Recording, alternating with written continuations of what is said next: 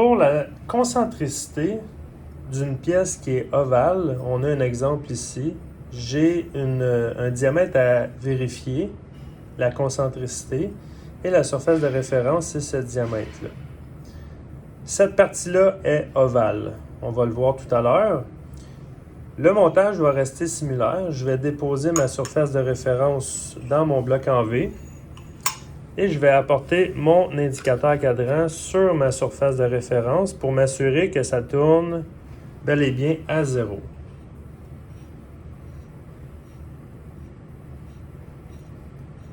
là, on est à peine à quelques dixièmes. Ça, c'est bon.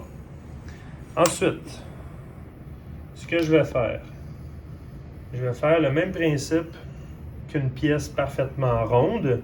Je vais prendre plusieurs cercles d'inspection et je vais noter la variation. Sauf que vu qu'on a une pièce ovale, il va falloir y aller d'une certaine façon. Là, je vais juste appuyer mon diamètre, mon palpeur sur mon diamètre, et je vais, normalement pour un ovale, c'est écrasé sur une certaine partie, ce qui fait qu'il y a un côté plus long, puis l'autre côté plus court. Nous, ce qu'on va détecter, c'est 4 valeurs sur l'ovale. 2 valeurs la plus grande, 2 valeurs pour la partie la plus courte. Et avec le palpeur, je suis capable de détecter, comme là, ça ici, c'est au point le plus haut de mon ovale. Ce que je vais faire une ligne comme ça ici. Je vais pouvoir mettre ça à 0. Et je vais inspecter son opposé à 180 degrés.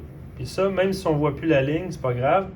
Avec votre indicateur et la rotation de votre pièce, vous êtes capable d'aller chercher le point le plus haut de l'autre côté. Ça me donne 5 dixièmes de millième. Je vais me tracer une autre ligne pour référence. Ce que je vais faire, je prends une feuille avec un crayon et je vais dessiner un ovale. Je vais dessiner comme ça la forme d'un ovale. Les points que j'ai trouvés tout à l'heure, ce sont les points les plus hauts. J'ai détecté le point ici et le point ici. J'avais 0 et j'avais 5 dixièmes de millième de l'autre côté. Ça veut dire par rapport à l'axe parfait, là je vais mettre l'axe parfait ici. J'ai mon axe qui est plus à gauche, environ ici. Là je vais exagérer pour qu'on puisse bien voir. Il est environ ici. Mais dans ce sens-là, je ne le sais pas encore. C'est ce qu'on va voir. Je vais remettre la pièce.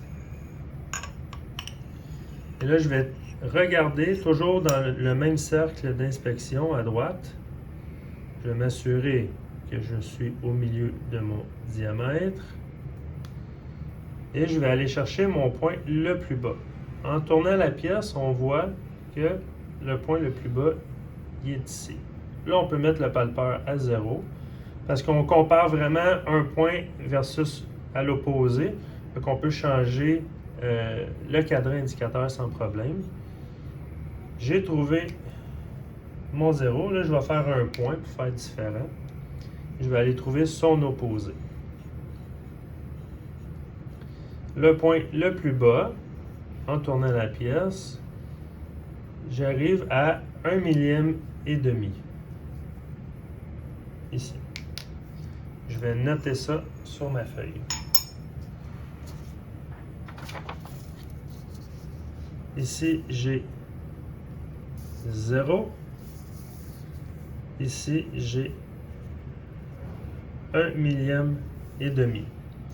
Fait que finalement, le centre réel de ma pièce se trouve à être ici. Là, dans la vidéo, je ne le ferai pas au complet parce que ça va durer longtemps, mais ce que vous allez faire, c'est que vous faites 3 cercles d'inspection. Vous en faites un ici, vous notez les valeurs. Vous en faites un autre cercle d'inspection, vous notez les valeurs. Et la même chose, un 3e cercle, et vous notez les valeurs.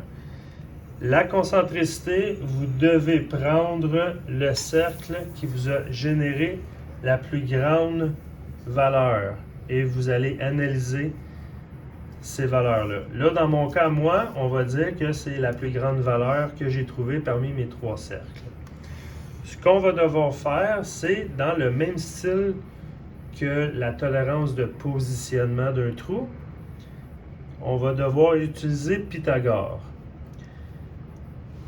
Là, la question, la phrase qu'il faut se dire, c'est qu'il faut que je vienne recentrer le centre réel de mon centre parfait. Ça veut dire quoi? Ça veut dire que on va prendre cet axe-là ici. G0, j'ai 1 millième et demi. De combien il faudrait que je me déplace pour avoir la même valeur ici et la même valeur ici?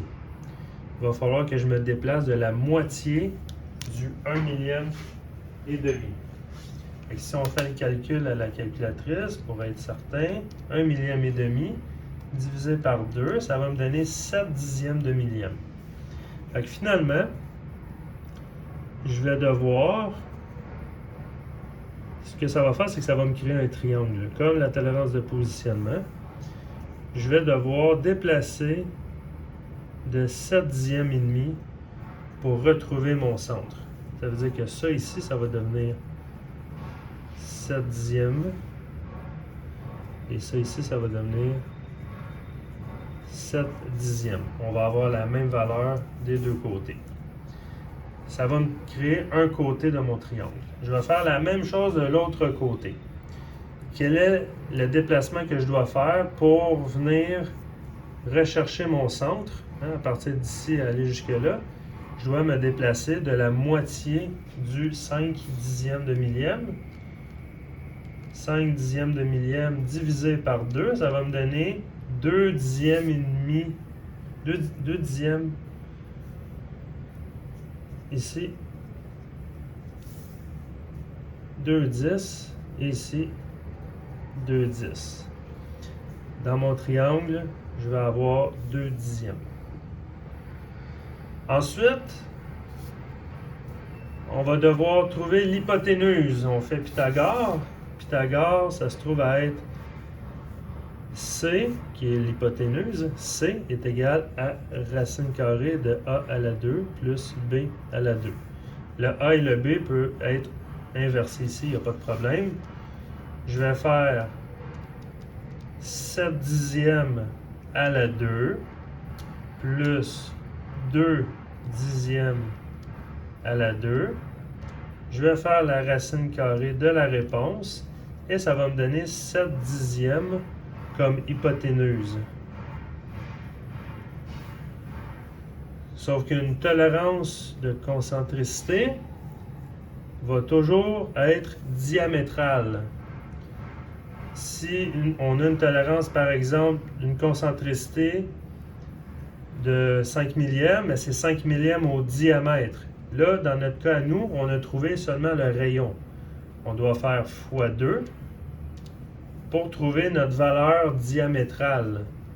Okay, on va faire x2 est égal à une concentricité de 1 millième, là je vais arrondir, 1 millième et 5 dixièmes de millième de concentricité sur ma pièce qui est ovale.